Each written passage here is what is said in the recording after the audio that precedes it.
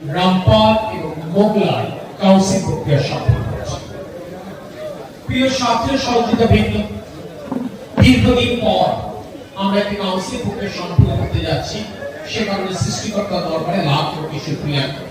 আমাদের আহ্বায়ক মহোদয় বলেছেন, এটি সাম্প্রতিক ইতিহাসে বাগেরহাটে এরকম বিস্তৃত কাউন্সিল প্রক্রিয়া আমরা দেখিনি। এর একমাত্র কৃতিত্ব আমাদের প্রিয় নেতা তারেক রহমানের।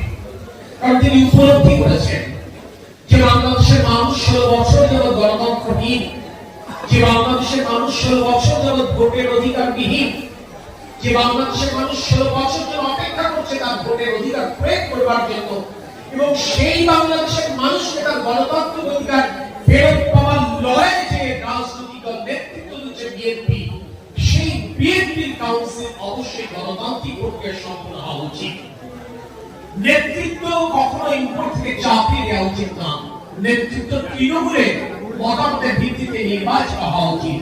আর সেই কারণে আজকের কাউন্সিলও কিন্তু আমরা খুলনা বিভাগীয় যে সাংগঠনিক টিমের 2 সদস্য উপস্থিত, চাইলে আমি কিংবা বাবু জয়দীপ কুমার এখানে আগামী মোগলা পৌর বিএনপি সভাপতি, সাধারণ সম্পাদক বা সাংগঠনিক সম্পাদকদের নাম ঘোষণা করে যেতে পারতাম। হয়তো আপনারা অনেকেই অধিকাংশ অমত করতেন না, কিন্তু আমরা বিশেষে 639 জন কাউন্সিলরের উপর আস্থা রাখতে চেয়েছি।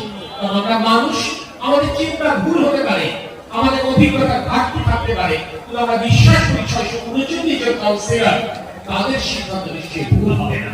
এটি তাদের কাপড়ের সিদ্ধান্ত। এটি হচ্ছে গণতন্ত্রের সৌন্দর্য।